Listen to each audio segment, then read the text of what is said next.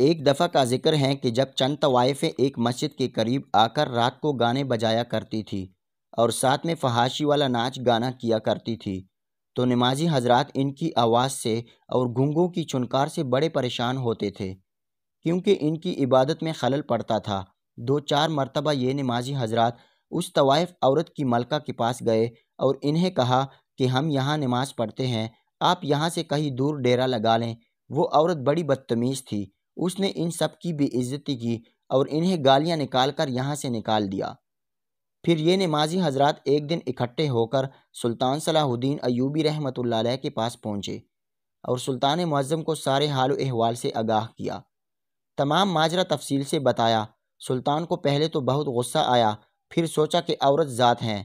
آپ ان تمام نمازی حضرات کے ساتھ اس طوائف کے کھوٹے پر پہنچے اور اس سے کہنے لگے کہ تمہارے گھنگروں اور گانے بجانے کی آواز سے ہمیں اللہ تعالیٰ کی عبادت کرنے میں دشواری حائل ہوتی ہے۔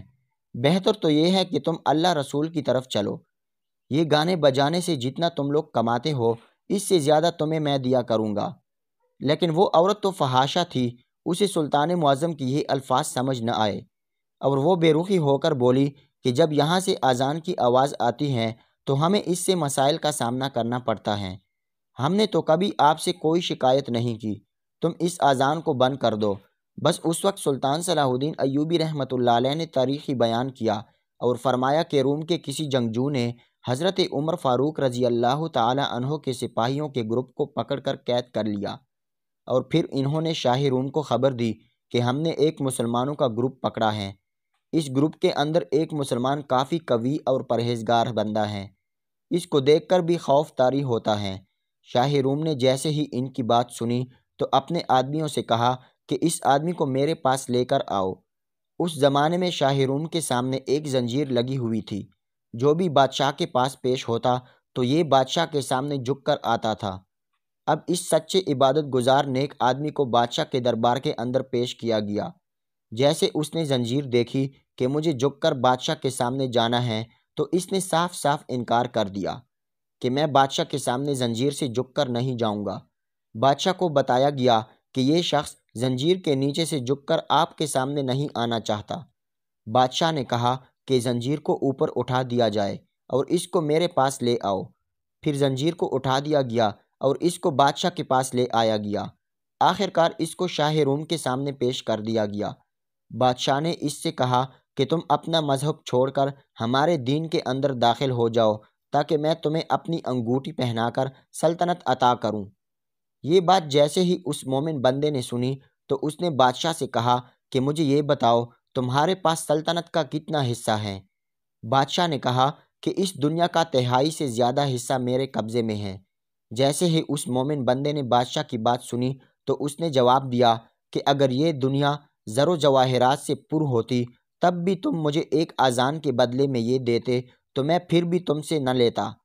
تم میرے ایمان کو نہیں خرید سکتے۔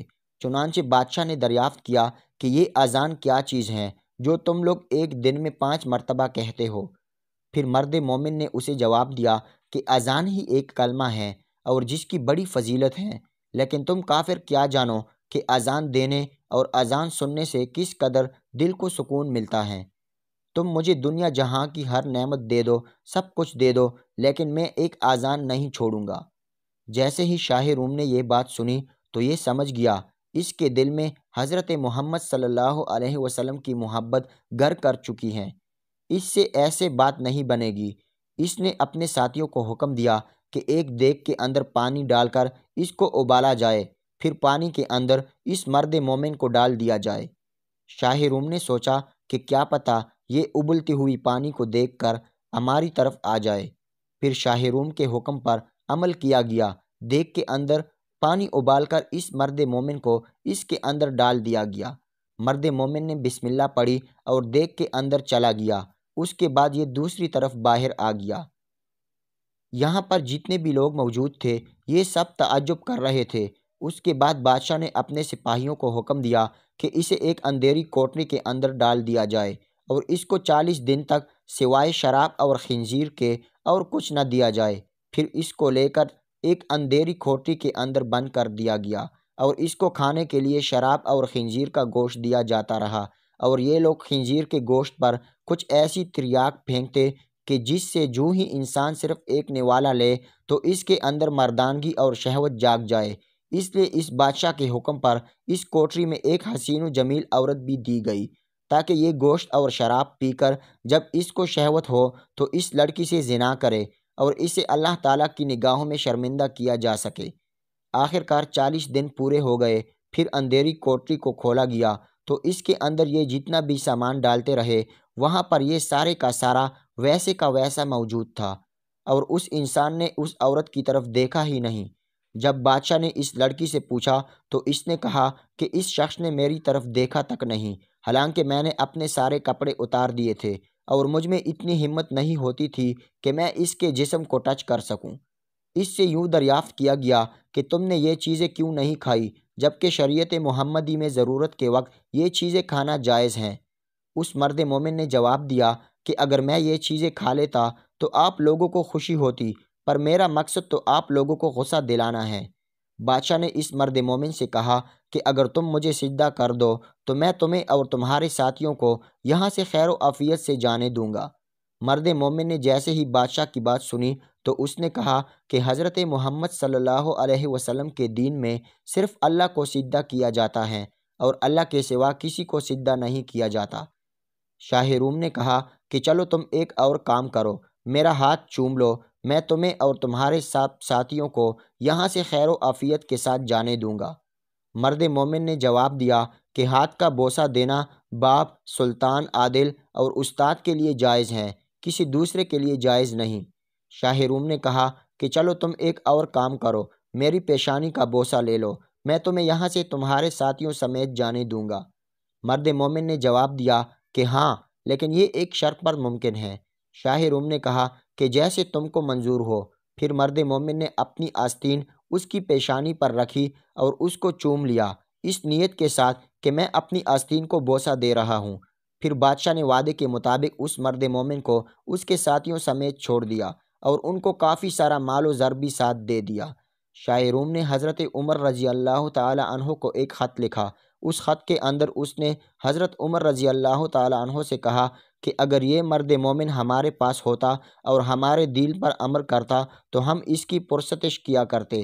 آخر کار یہ شخص حضرت عمر رضی اللہ تعالی عنہ کے پاس پہنچ گیا تو حضرت عمر رضی اللہ تعالی عنہ نے مرد مومن اور اس کے ساتھیوں سے فرمایا کہ جو بھی سامان آپ لوگوں کو ملا ہے یہ اپنے لیے مخصوص نہ کر لیں، بلکہ رسول پاک صلی اللہ علیہ وسلم کے شہر کے لوگوں کے ساتھ بھی اسے بانٹ لے۔ جیسے ہی اس مرد مومن نے حضرت عمر رضی اللہ تعالی عنہ کی بات سنی تو انہوں نے باقی لوگوں کو بھی اس مال و زر میں شامل کر لیا۔ جو شخص ہر حال میں اللہ تعالیٰ پر بھروسہ کرتا ہے تو اللہ تعالیٰ بھی اس کا ہر حال میں ساتھ دیتے ہیں اور اس کو اکیلا نہیں ہونے دیتے۔ سلطان صلاح الدین ایوبی رحمۃ اللہ علیہ نے جب اپنا یہ بیان مکمل کیا تو فرمانے لگے، اے طوائف، نہ تیرا مال نہ تیرا حسن مسلمانوں کو خرید سکتا ہے، نہ گمراہ کر سکتا ہے۔ جب اتنے بڑے بڑے بادشاہ ایک مسلمان کو اپنے زیر نہ کر سکے تو مجھے اور مسلمانوں کو کیسے اس بہکاوے میں لا سکتی ہیں؟ سلطان نے کہا کہ مسلمان تو بڑے سے بڑا ظلم سہ سکتا ہے، لیکن تم لوگ دولت کے پجاری ہو، تمہیں صرف دنیا سے غرض ہے، تم اتنی تکالیف برداشت نہیں کر پاؤ گی جتنی ایک مسلمان کر سکتا ہے۔ سلطان کا یہ بیان سنتے ہی طوائف کی ملکہ کی آنکھوں میں آنسو آ گئے اور اس نے اپنی تمام طوائف لڑکیوں کے ساتھ کلمہ حق پڑھ لیا۔